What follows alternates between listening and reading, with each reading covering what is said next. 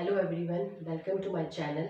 So in last video में हमने plasma के बारे में पढ़ा था, जो कि एक ब्लड का पार्ट होता है।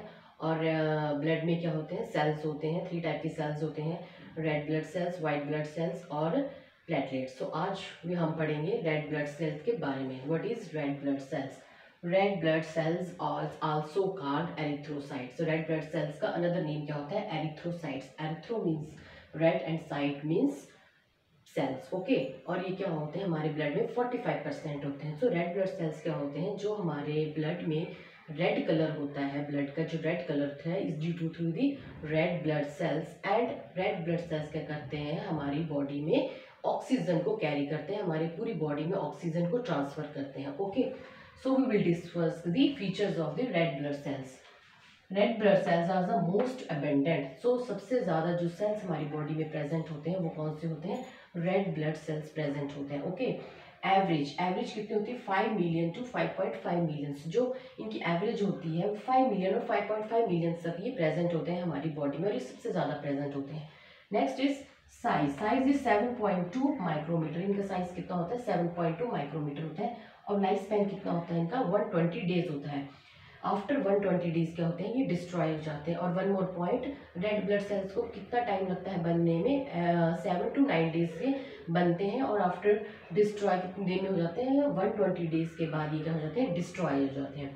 Now shape and structure. In mammals red blood cells are biconcave and are without nucleus. अब बायोकनकेव मीन्स, कनकेव क्या होता है? Which bend towards the inner side. और ये क्या होते हैं? दोनों साइड से क्या होते हैं? बेंड होते हैं इनवर्ड्स, जिसकी वजह से क्या होता है, इनका क्या होता है? बायोकनकेव शेप होता है। और ये इनका डायमीटर कितना होता है? 7.2 माइक्रोमीटर इनका क्या होता है? डायमीटर यानी साइज होता है। ओके, बायोकनकेव शेप होने की वजह से क्या हो जाता है, इनका जो इनर साइड होता है ये क्या होता है? मोर थिन होता है, जिसकी वजह से क्या होता है? ऑक्सीजन जो होती है क्या होती है? ट्रांसफर हो जाती है easily from the cells to tissues. Okay, और इनमें क्या होता है? न्यूक्लियस भी नहीं होता है। इनमें क्या होता है? इस रेड ब्लड सेल्स में कोई न्यूक्लियस नहीं होता है, जिसकी वजह से इसमें क्या होता है? मोर स्पेस हो जाता है। Okay, so next point is RBC lack nucleus and it provide more room for haemoglobin. So I tell you, RBC के अंदर कोई न्यूक्लियस नहीं होता है, so it provide more room for hemoglobin. What is hemoglobin? Hemoglobin is type of a protein which is made up of heme and globin. Heme means iron and globin means protein. जो हमारे blood में red blood sales में क्या होते हैं? Haemoglobin नाम के protein present होते हैं। जो भी 1 रेड ब्लड सेल्स में 300 मिलियन तक हेमोग्लोबिन जो होते हैं वो प्रोटीन प्रेजेंट होते हैं।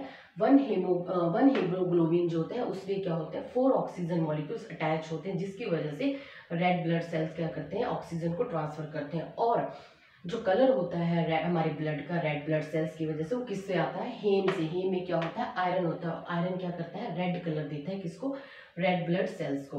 Okay, so RBC like nucleus, so it provide more room for haemoglobin. इसमें क्या हो जाते हैं? मोर रूम फॉर हेमोग्लोबिन। हेमोग्लोबिन ज़्यादा यहाँ पे प्रेजेंट होते हैं, क्योंकि इसके अंदर कोई न्यूक्लियस नहीं होता है। Okay, next is RBCs lack other organelle and mitochondria, so RBCs respire anaerobically and do not use any other oxygen they carry. So I have tell you that RBC के अंदर कोई भी ऑर्गेनेली नहीं होते, ना कि और ना ही माइटोकॉन्ड्रिया होता है। माइटोकॉन्ड्रिया क्या करता है? ऑक्सीजन को यूज करता है फूड को ऑक्सीडाइज करने के लिए। बट इन आरबीसी में कोई अदर ऑर्गेनेली भी नहीं होते और ना ही माइटोकॉन्ड्रिया होता है। जो तो क्या होता है, उसकी वजह से आरबीसी के अंदर जो ऑक्सीजन होती है वो यूज नहीं होती है, और वो क्या करती है? ऑक्सीजन को अपने अंदर कैरी करते हैं और ट्रांसफर करते हैं through all over a body. Okay, now formation of RBC is known as erythropoiesis. RBC की फॉर्मेशन को क्या कहते हैं? एरिथ्रोपोइसिस कहते हैं।